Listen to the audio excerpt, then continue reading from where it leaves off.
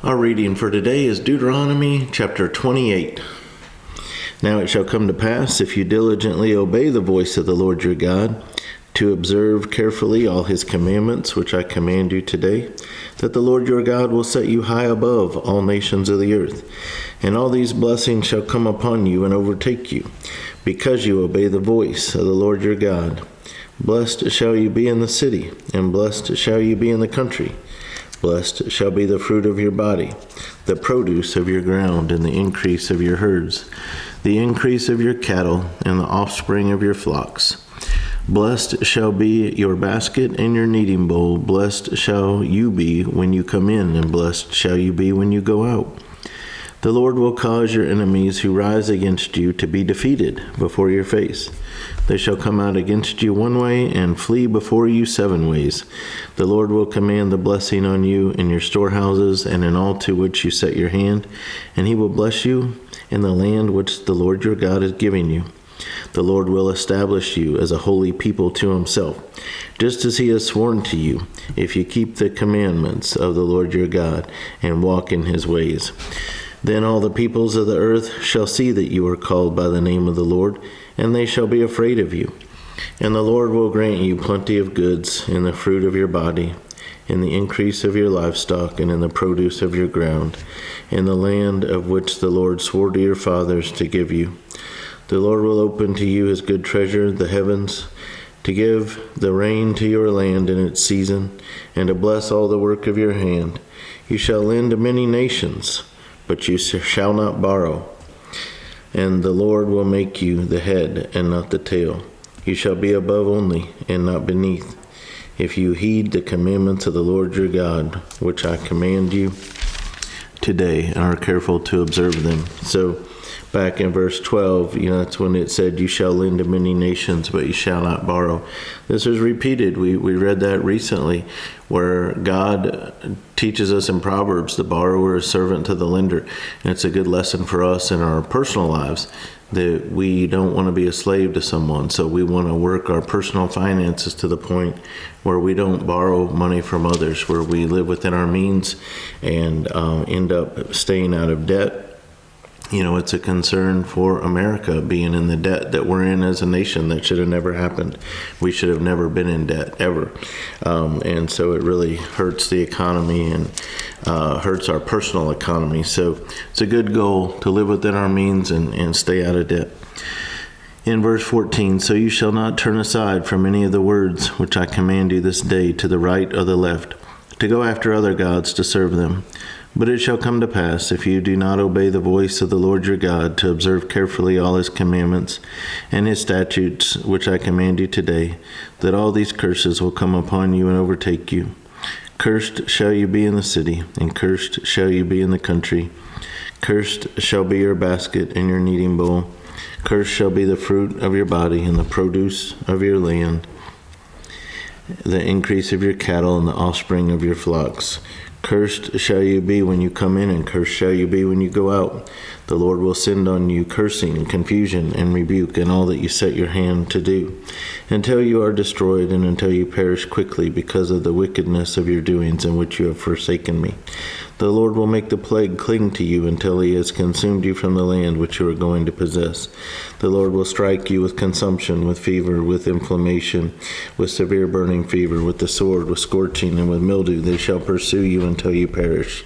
And your heavens which are over your head shall be bronze, and the earth which is under you shall be iron.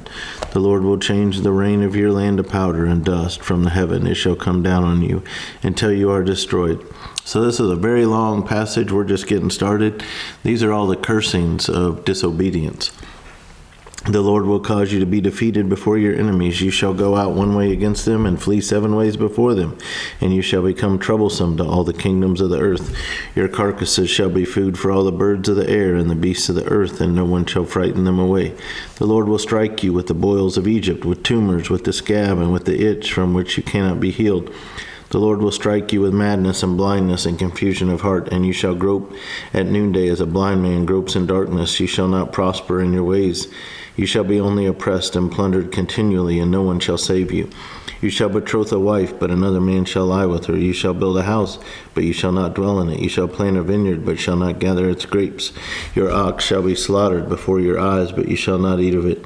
Your donkey shall be violently taken away from before you, and shall not be restored to you.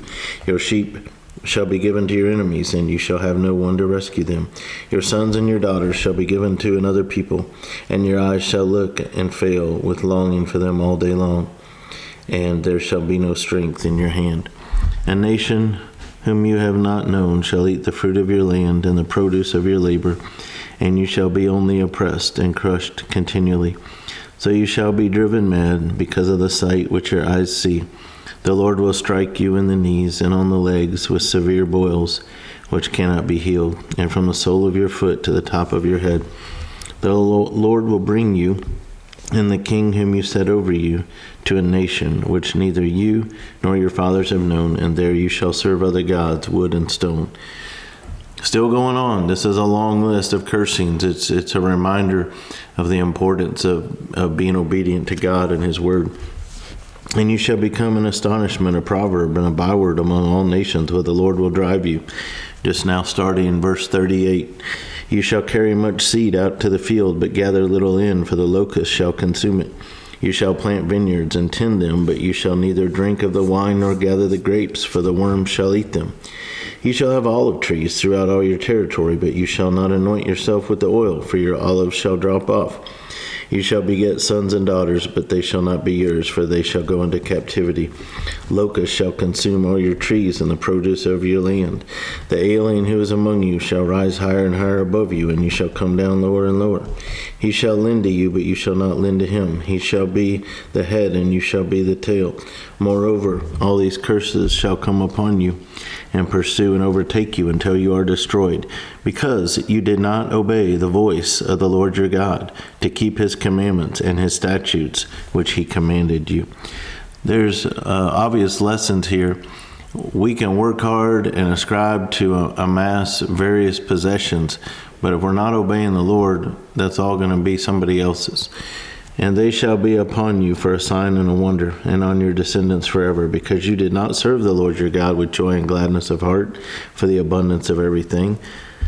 Therefore you shall serve your enemies, whom the Lord will send against you, in hunger and thirst and nakedness and in need of everything, and he will put a yoke of iron on your neck until he has destroyed you. The Lord will bring a nation against you from afar, from the end of the earth, as swift as the eagle flies, a nation whose language you will not understand. Beginning verse 50. A nation of fierce countenance, which does not respect the elderly, nor show favor to the young. And they shall eat the increase of your livestock, and the produce of your land, until you are destroyed.